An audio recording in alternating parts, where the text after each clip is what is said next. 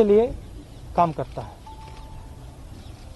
ये जो bill pass किए गए हैं ये किसान विरोधी बिल है।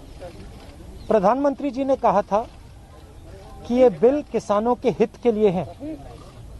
सवाल उठता है कि अगर ये बिल किसानों के हित में है तो किसान सड़कों पे क्यों खड़ा है? किसान इतना गुस्सा क्यों है? क्योंकि इन बिलों का लक्ष्य प्रधानमंत्री जी के मित्रों को हिंदुस्तान का जो एग्रीकल्चरल सिस्टम है वो पकड़ाने का है और किसान इस बात को बहुत अच्छी तरह समझ गया है। किसान की शक्ति के सामने कोई नहीं खड़ा हो सकता है और सरकार को गलतफहमी में नहीं होना चाहिए। सरकार को ये नहीं सोचना चाहिए कि किसान हट जाएंगे, डर जाएंगे। किसान, हिंदुस्तान का किसान डरेगा नहीं, हटेगा नहीं जब तक ये बिल रद्द नहीं कर दिए जाए। धन्यवाद।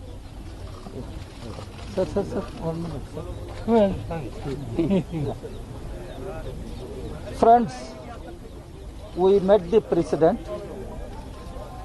We asked him, being the custodian of the constitution, being the highest authority in our country, to intervene and advise the government to repeal all these three agricultural laws.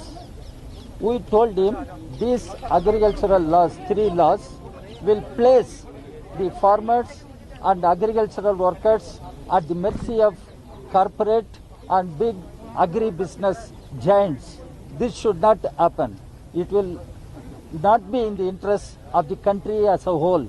And it is not affecting only farmers who are agitating for the past 2 weeks. It will subject the agricultural workers to horrific conditions, living conditions. And this should not happen in this country. As political parties, we told the president, we have come here, we cannot remain mute spectators when farmers are on the streets fighting for justice. And as political parties, we cannot remain just onlookers. That's why we went there to articulate the concerns that farmers are having and the challenges that country is facing today because of these anti-democratic, anti-farmer laws which need to be repealed. This is what we told the president. Thank you. Yes. Sir, 2 years back, this government promised in the parliament during a budget session that they will implement MS Swaminathan Commission recommendations in toto. But this bill has removed that promise. This bill has negatived that promise. This is the first mistake.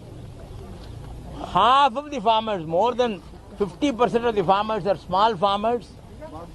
They sell their products as a distress sale. Farmers should not be left like that. More, if this bill continues, we can see more suicides among farmers. This government is leading farmers for suicide. It is not a joke.